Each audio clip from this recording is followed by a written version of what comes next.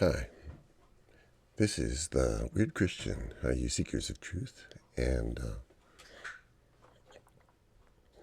I'm just going to talk about, I think, a really important subject, and it's about language.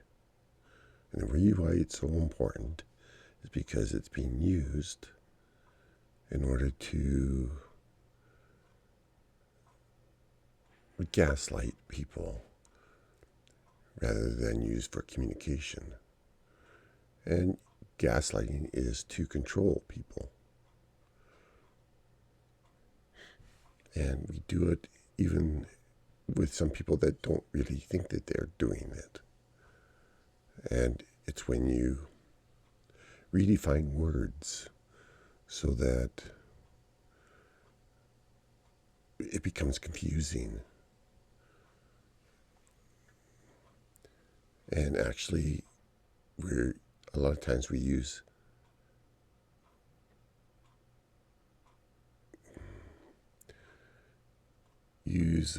Orwellian speech.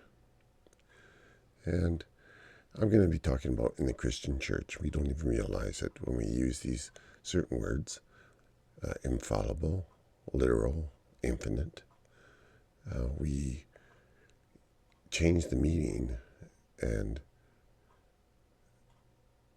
in order to make it work, and I'm just saying, why use the word to describe things that it's not really designed to be used to communicate with? Because when we do that, we are ruining our ability to think. And therefore, we are basically being a cause of the destruction of civilization. Because if you can't communicate properly, you are destroying ideas and thoughts. And some people maybe want to do that. There's always been a revolt against reality. People want to believe in a fantasy and make up their own systems and a rhetoric. I understand that, and it's been going on, I think, since Adam sinned in the garden, though that is not the take on it by Christianity because of Augustine of Hippo. But I'm not going to get into that right now. But anyway, let's just talk about some words that are misused by Christians. Here's the word infallible. It's incapable of error, incapable of failing. And here's an example of the Roman Catholic Church, incapable of error in expounding doctrines of faith and morals. And I think that when we have this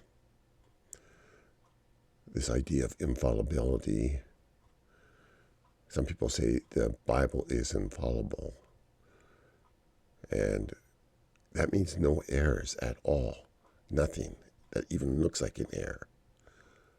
Okay, when you translate the Bible, you're going to get errors because translation is never completely exact.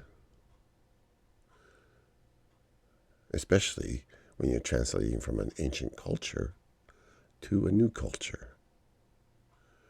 You can get the meaning, you can get approximation, you might even have a pretty good translation. People are trying to do the best they can.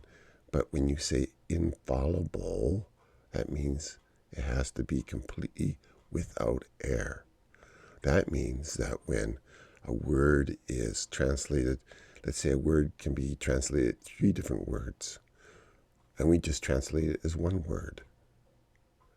Or maybe there's 3 different words saying 3 different things, and we translate it as one word. For example, hell. If you look up hell, then you're creating errors. Therefore, it is not infallible. And when you have to redefine infallible as something that is fallible, you are doing Orwellian speak. In other words, you're destroying the English language. You're breaking down the laws of society. It basically goes right down. You're breaking your own thought patterns. You're not thinking clearly. It's very important Maybe you don't think it's important. Maybe you think it's okay to be insane, but it's not. And here we go with literal. Here it says literal is conforming or limited to the simplest non-figurative or most obvious meaning of the word or words. Verbatim, avoiding exaggeration, metaphor, or embellishment. It's factual and prosaic. Some people say that the Bible, you're supposed to interpret it literal. The Bible is literature. It has figurative language in it. Parables are not always the most obvious meaning. Times they have things called,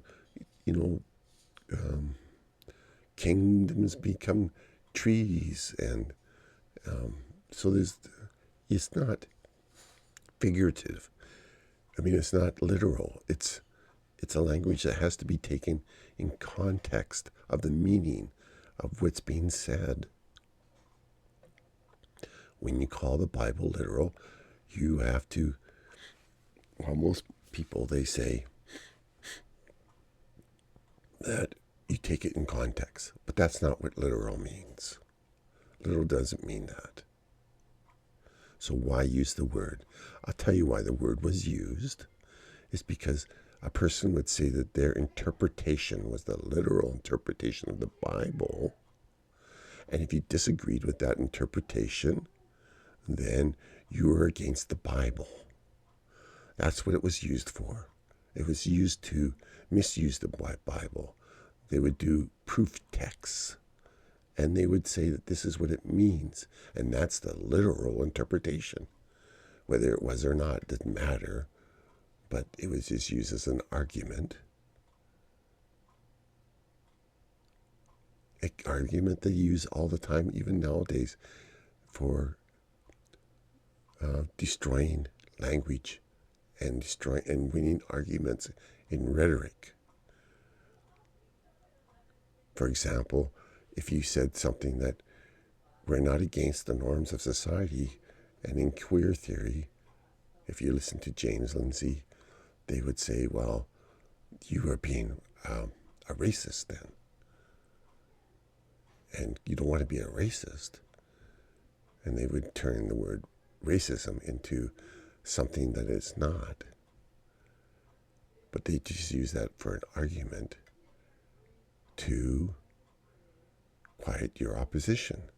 Well, the same thing for literal. They would say, you're against the Bible when you say that you don't agree with my interpretation. But they wouldn't say my interpretation, the Bible's interpretation, the Bible's literal interpretation.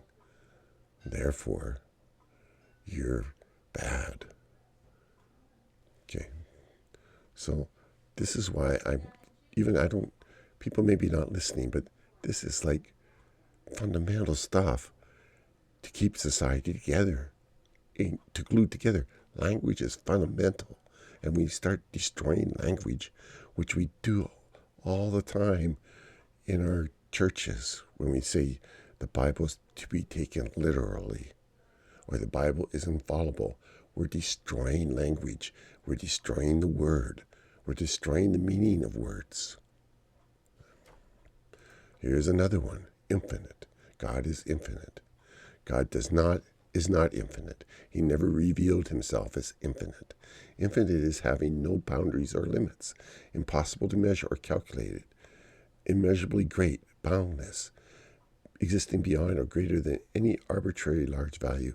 But in a sense, too, with no boundaries, that means that God can lie if he wants, or he can do evil if he wants. But God says he cannot do evil, and he has boundaries. He cannot lie. In fact, he's the God that makes boundaries. And a lot of people don't like boundaries. They think it's being imprisoned because they are Gnostic in their thinking.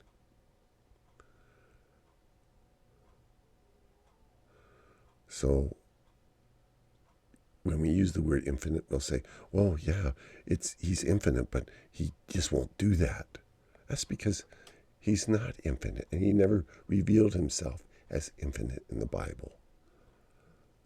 So why are we using the word infinite? When you start using the word infinite, the logical conclusion of that word is that God is everything. He's in everything. It's basically pantheism. So I know people don't want to hear, Christians don't want to hear this, but you're destroying the language. You're destroying it when you start using words wrong. Now, infinite has its place in mathematics and in other things like that, but in describing God, it has no place. Okay, I'm just leaving it at that. I don't know if anybody is going to listen. If anybody even cares about meaning of words. We talk about God being the Bible of the Word, and yet we destroy words all the time. And it makes me angry. People destroy words and nobody's listening. This makes me angry because we're destroying words. We're destroying our ability to even communicate. We're destroying our ability to even know God, who is the Word, who created the universe. So it's very upsetting. Anyway, thank you for listening, and may God bless you, and read the Bible and try to understand it instead of projecting your own ideas into it, please. And I'm talking to all the philosophers, like people that should know the meaning of words, but just use rhetoric. Oh man. Anyway, I pray somebody will be listening to this, because we really have to be able to know these words. We're destroying society. We're destroying laws. We're destroying authority. We're destroying everything with our language and our thoughts. And it's just very upsetting. And the world is going so much that way. So there's other words too that are like that. So, but anyway, God bless. These are just 3 words that really irk me. God bless, and may